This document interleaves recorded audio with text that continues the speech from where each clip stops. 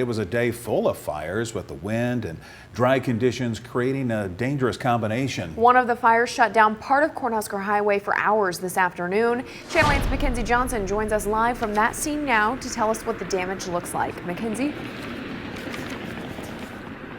Yeah, that's right, Rod and Megan. This used car dealership behind me near 20th and Cornhusker Highway is what caught on fire this afternoon.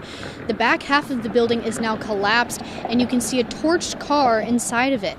LFR says they were constantly on the defensive with this fire. What made this fire really difficult is the fact that the wind is out of the southwest, and the big open garage doors you see behind me were open right into the fire. Battalion Chief Mark Majors says crews were called to Lincoln Cars around 2:30 on Monday afternoon over popping noises that sounded like an explosion. He says the noise was most likely electrical or tires popping, which is typical with car fires. By the time crews got there, the building was engulfed. Due to the wind and the extent of the fire, this was made what we call a defensive fire from the very early moments that we got here, meaning that it was just a little bit too dangerous, and the fire was already advanced enough that we weren't able to take crews and go inside like we normally would. So LFR had to take a different approach. With firefighters climbing up ladders high in the air, they sprayed the fire from above.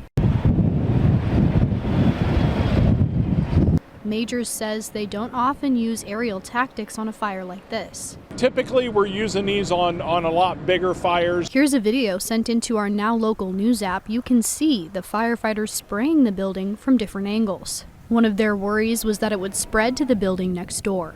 That was our biggest concern all along, and at one point in the fire we had some pretty heavy direct flame impingement on the structure that sits just east of the building behind me.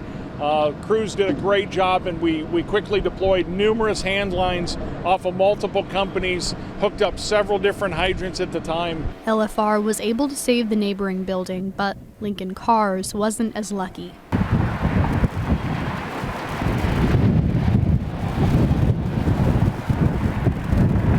The roof on the back half of the building collapsed, and it wasn't long before the west wall came down too. Majors says they aren't sure what caused the fire to spark up in the first place, but the good news is no one was hurt. LFR says there was $650,000 in damage. Westbound traffic was shut down for a time on Cornhusker Highway, but it has since been reopened to all traffic. Reporting in Lincoln, Mackenzie Johnson, Channel 8 News.